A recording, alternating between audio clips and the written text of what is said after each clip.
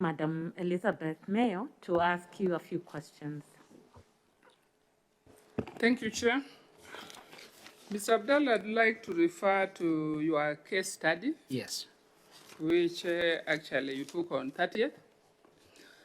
You identified lack of sufficient voter education. Yes. As one of the key issues which was raised in the case study. Yes. And you have given us 2 key strategies you'll put in place to address that. One of the strategies is collaboration with various stakeholders. You didn't tell us which stakeholders, you just said various, which is okay. Then you talked of curriculum development. Yes. I'm right? Yes. Okay. I want to refer you to 2017. Yes.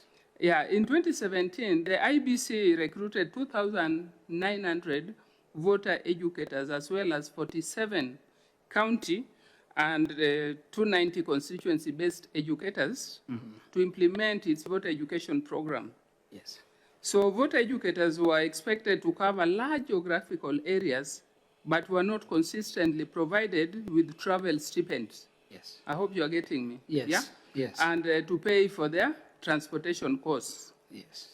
Noting that you have committed from your case study that you are going to carry out voter education despite these challenges, yes. What innovative ways are you going to put in place yes. to achieve this? Thank you, Madam. When I spoke of having various stakeholders, it means you have to collaborate with both state institutions as well as non-state institutions, which will mean the civil society organizations, faith-based organizations, and any other organization which is projecting itself that it has the necessary experience to do voter education. And since the question was largely on the issue of finance, there will never be a time that the state, the government, can be able to fully finance many of its operations, but in particular when it is voter education. Now, civic education, or we can say voter education, across various commissions, not only confined to the Election Commission, usually has scarcity of funding. You may be able to project that across the electoral cycle, voter education is required because voters need to know all the different components that may prepare that voter to actively and effectively engage in the process. And that requires a lot of resources to implement.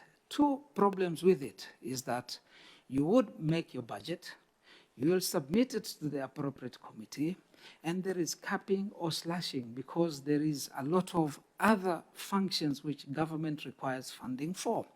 And there is this tendency of thinking that just interacting with people and giving information, this is not really core. And that is basically one of our major weaknesses in our electoral processes, lack of that civic and voter education. For you to overcome that one, what you need to do as a commission is to start having a framework of stakeholder engagement.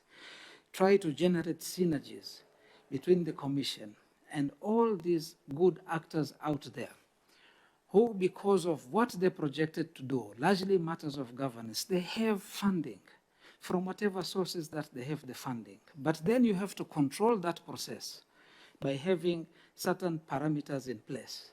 For example, you must know whether indeed they have the capacity of doing that. Those organizations, were they actually registered with one of their purposes to provide that education? You must have the policy and generate the curriculum. So you do curriculum development so that you can ring fence what is going to be done.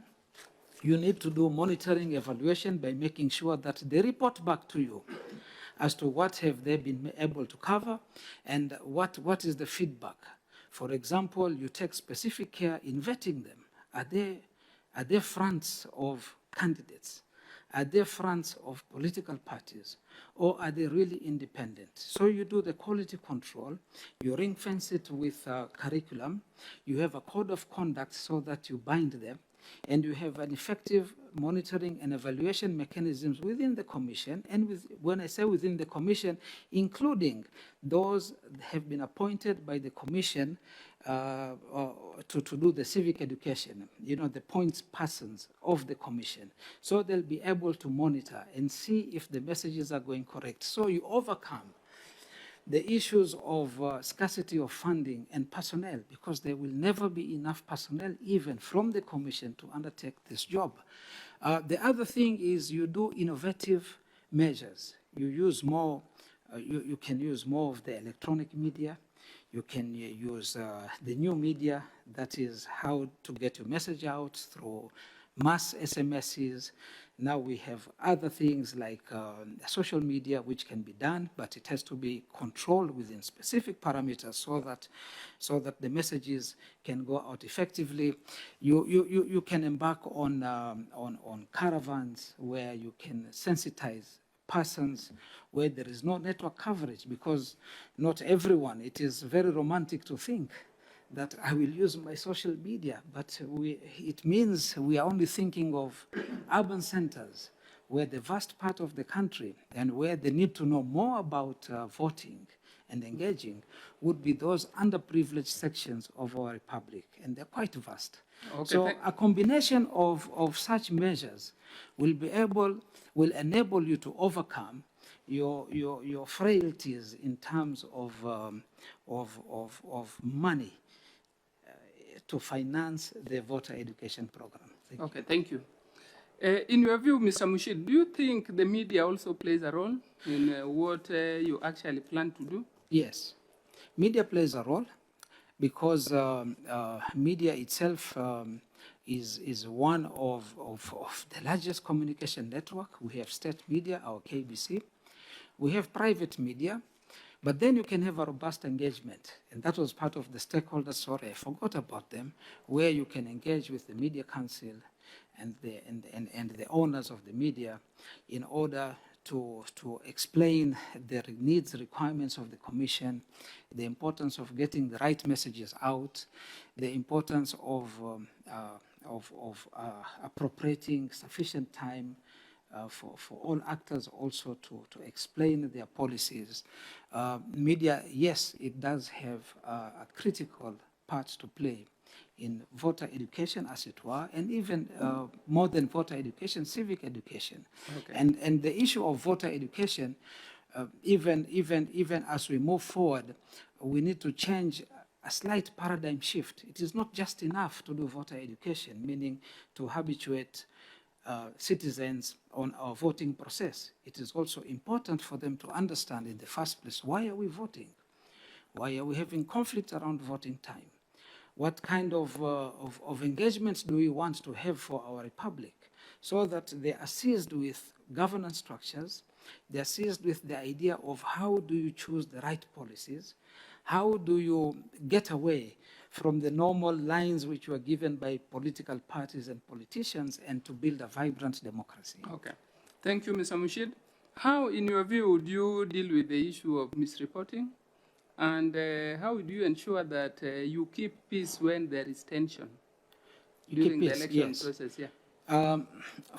In terms of ensuring that the right content goes out, you're coming back to stakeholder engagement.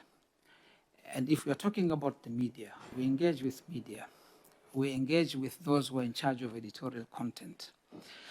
We have some training workshops for them as to what the commission is supposed to do. What are the things that are the do's and the don'ts? What are the things that can offset our electoral processes, to take care of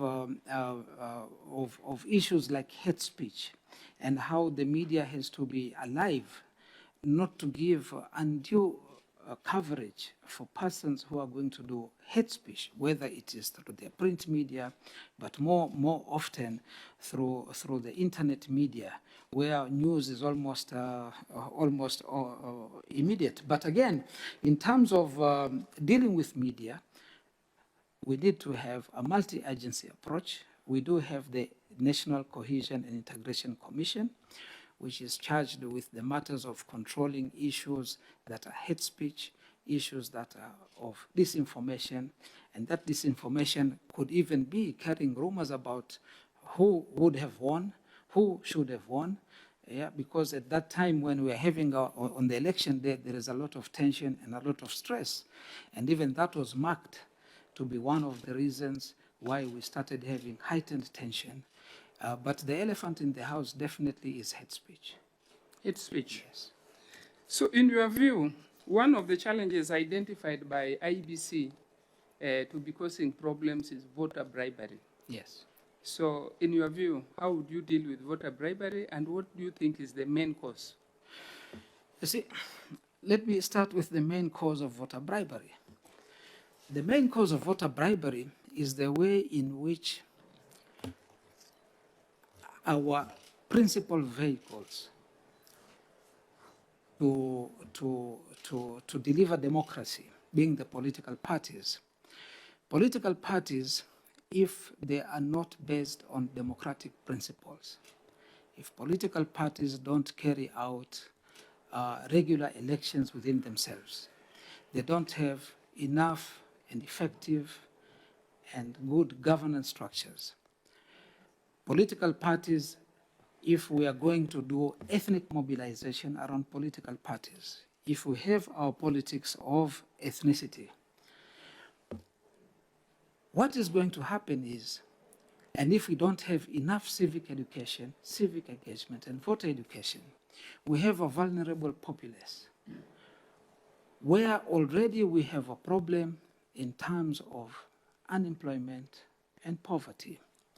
You will have an easy way out for those who may want to seek public offices. And it is not only confined to the elections itself, but even in nominations, where you'll have that instead of me selling my policies, instead of selling an agenda, instead of taking that painful path towards general democratization of the country, it is so much easier just to offer bribes. And those bribes can even be direct money offering, or it can be providing transport and food and other promises that if you vote for me, you are going to sit in the executive committee of the county.